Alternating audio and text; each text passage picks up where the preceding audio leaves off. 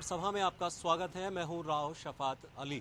आज हम नुक्कड़ सभा में जनता की समस्याओं को जानने के लिए पहुंचे हैं विकास नगर। तमाम जनता यहां मौजूद है और मुख्य मार्केट विकास नगर की ये कही जाती है जहां इस वक्त हम मौजूद हैं। जानने की कोशिश करते हैं। सबसे पहले सर आपका नाम जानना चाहेंगे। मेरा नाम मनोज चौधरी है जी। मनोज जी, मुख्य मार्केट है विकास नगर की, नाम है विकास नगर। जी हाँ। आपको लगता है कि विकास हो पाया है और समस्याएं कौन कौन सी आपको? देखिए, जहाँ तक विकास की बात है, विकास इतना तो नहीं हो पाया है जितना कि जनता चाहती है। मेन समस्या यहाँ पे सबसे ज़्यादा जो है, पहाड़ से भी लोग आते हैं, चारों तरफ से लोग यहाँ पे आते हैं, लेकिन कहीं भी कोई सार्वजनिक शौचालय ऐसा नहीं है कि जहाँ की जो कि उसका यूज़ कर सके। आदमी का तो चलो चल जाता है, जेंट्स का, लेकिन लेडीज़ के लिए सबसे बड़ी प्रॉब्लम है।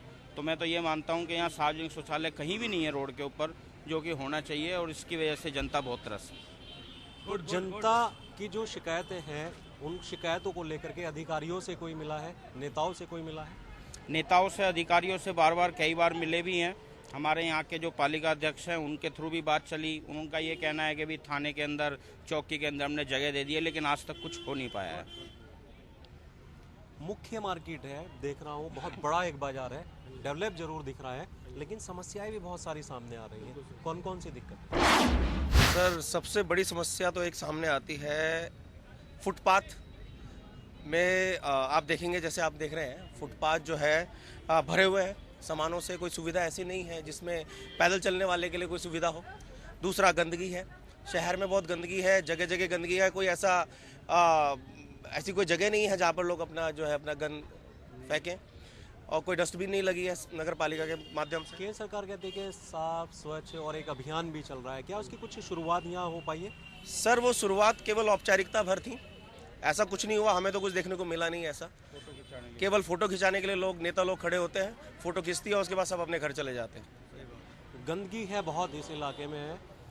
भास्कर जी, आप व्यापारी हैं, व्यापार करते हैं, इस इलाके की समस्याएं कौन सी है जिनसे आप हर दिन रूबरू हो? इस इलाके में समस्याओं की तो कमी नहीं है। समस्याओं की तो बहुत बड़ी एक लिस्ट है। विकास नगर शहर के लोग बहुत बुरी तरह परेशान हैं। व्यापारी परेशान है, आम आदमी परेशान है। क्यों परेशान है? आप देखेंगे, इस देश का एक ऐसा कोना जिसका नाम विकास नगर है, और विकास नगर में गैस, रसोई गैस, एक चूल्हे से जुड़ी हुई समस्या, उसकी होम डिलीवरी तक नहीं होती। हमारे शहर में गैस की होम डिलीवरी बहुत बड़ी समस्या है। घंटों लोग लाइन में लगे रहते हैं, घंटों तक लाइन में अपनी पर्चियाँ कटवाएंगे, और उसके बाद जाके उनको गैस के लिए अलग से लाइन में लगना पड़ेगा, तब जाके उनको गैस मिलती है। गैस की समस्या। छोटे बच्चों के खेलने के लिए यहाँ कोई पार्क नहीं है। यहाँ कभी इंदिरा उद्यान बना था, इंदिरा उद्यान में नगर पालिका का ऑफिस बन गया, और वहाँ पे अब बच्चों के लिए कोई उद्यान नहीं। इस शहर में टाउन हॉल की समस्या। यहाँ विकास नगर में प्रदेश सरकार से एक बजट आया था जिसके तहत यहाँ पे टाउन हॉल बना था। उस टाउन हॉल को हमारी नगर पालिका के माननीय सभासदों ने, जिनको माननीय बार बार कहूंगा कि जनता की सुविधा से ना जोड़ते हुए, उसको इन्होंने क्या बना दिया? Wedding point.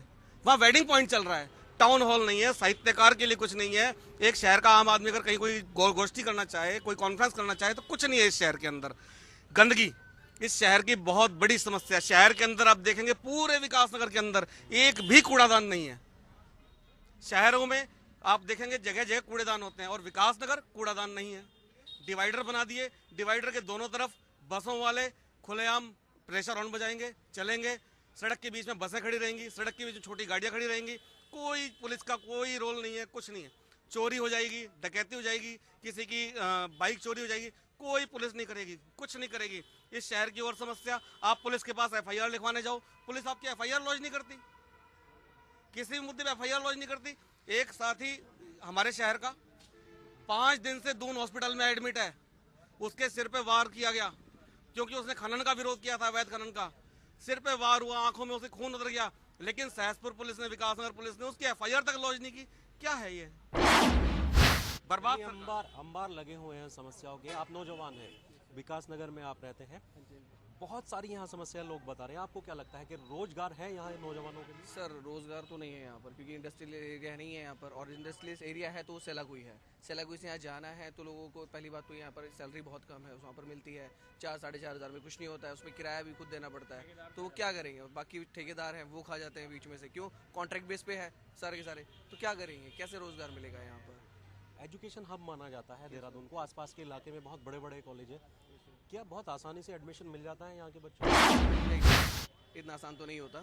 यहाँ पर सबसे मेन चीज़ है, यहाँ पर मार्केटिंग के जो लोग हैं वो बीच में कमीशन बेस खाते हैं। क्यों, एडमिशन लेना है तो आपको पहले डोनेशन देना पड़ेगा, तभी आपको एडमिशन मिलेगा, अदरवाइज़ तो आसान नहीं है यहाँ पर इतना तो। जी, कॉलेज बड़े बड़े हैं, लेकिन अगर एडमिशन लेना है तो बहुत मोटी रकम आपको देनी पड़ेगी, डोनेशन देना पड़ेगा।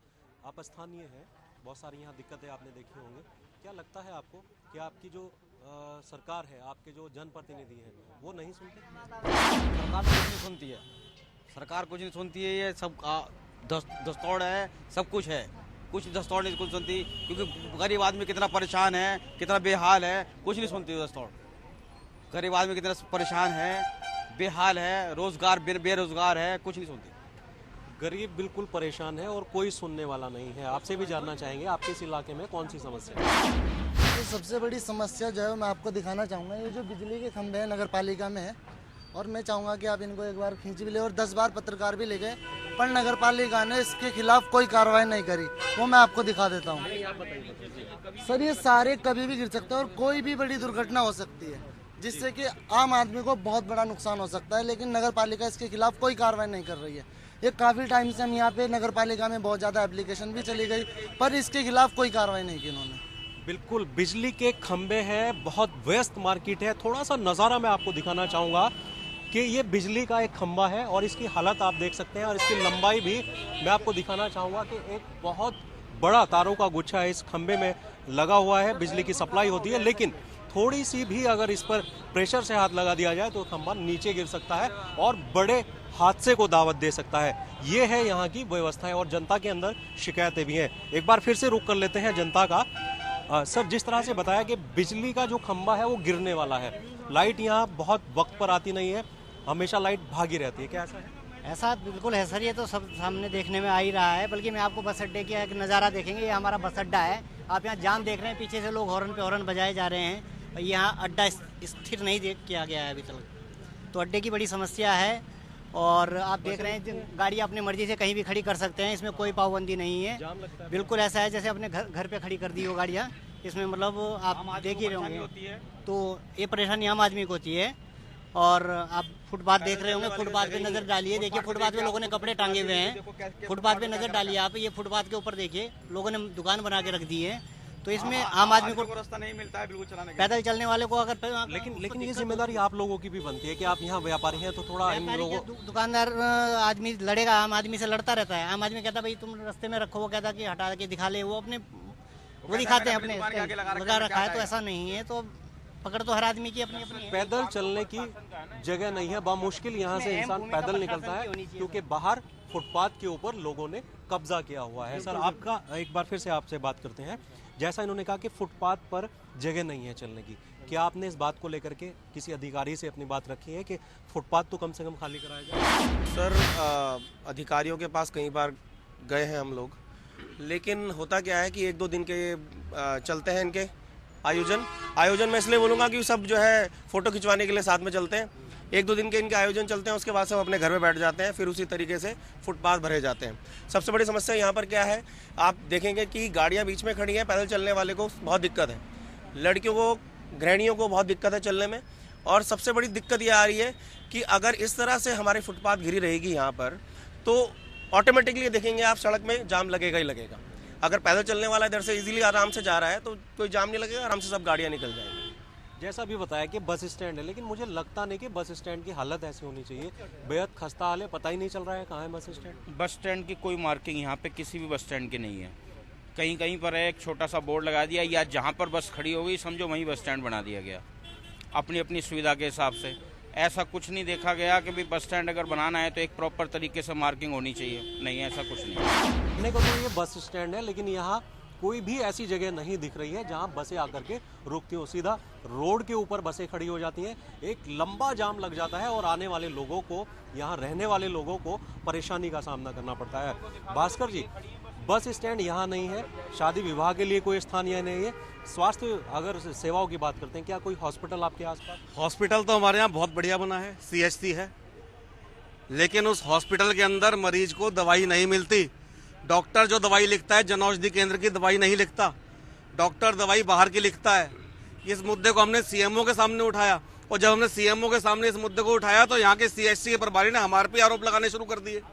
यहाँ बहुत बुरा हाल है। विकास नगर के सीएचसी के प्रभारी मिस्टर वीके ढोंडियाल सिर से लेके पैर तक भ्रष्टाचार में लिप्त हैं।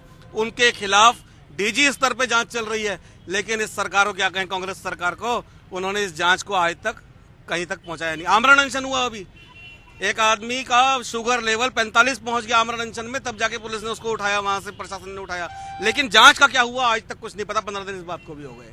इतना बुरा हाल है।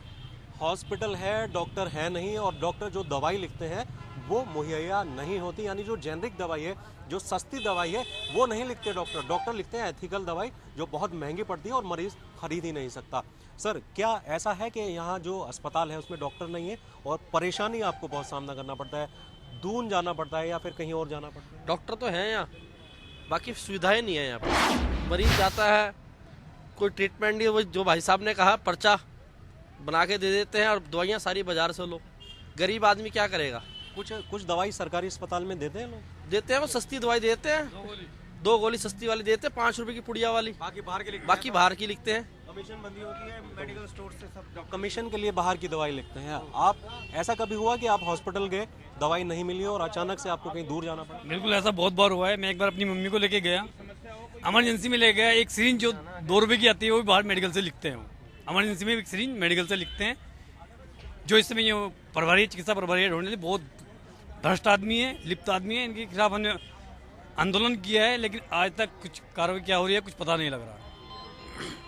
भ्रष्ट है अधिकारी, तमाम विकास नगर का इलाका, पूरी जनता जो है परेशान है, त्रस्त है, जनता त्रस्त है और सरकार मस्त है।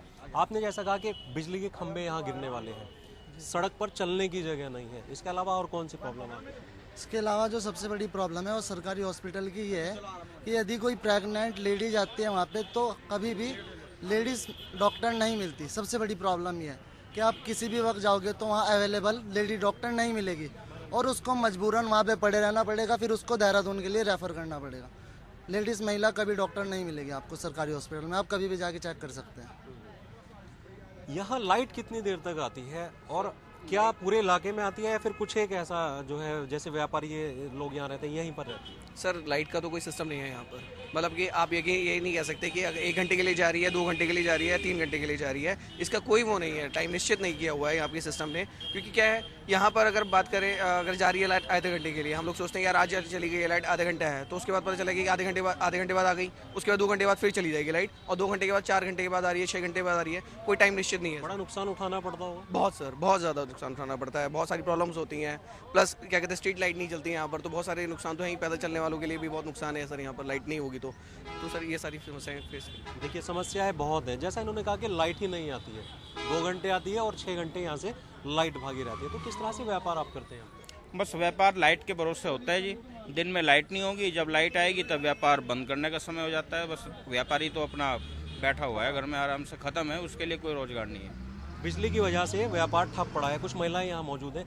गैस सिलेंडर की बात करते हैं, आप हर दिन कहीं ना कहीं गैस मंगाती हैं, क्या आपके घर पर गैस वाला आ जाता है या फिर दिक्कतें होती हैं? दिक्कत तो है भाई साहब, जो है जब गैस जो है 1.5 महीने में आ रही है, 1.5 महीने बाद आई, जो 1 महीने में आती है वो 1.5 महीने में। आप जो बुक करते हैं वो 1.5 महीने बाद गैस? हाँ जी, जो है जो बुक करते हैं तो 1.5 महीने बाद करना पड़ता है या आसानी से? नहीं, आसानी से हो जाती है, जो है क्यों किसी को वो करना। गैस बुक कर दीजिए और इंतजार कीजिए अपने घर में बैठकर, कम से कम 1.5 महीना और 2 महीना। 2 महीने के बाद आपके घर सिलेंडर पहुंच जाएगा, तब आप अपना खाना बनाएंगे। सर, बताया कि यहाँ गैस ही बहुत मुश्किल से मिलती है। गैस तो सर यहाँ पे इतनी बड़ी समस्या है कि यहाँ पे गैस की होम डिलीवरी ना होना सबसे बड़ी समस्या है।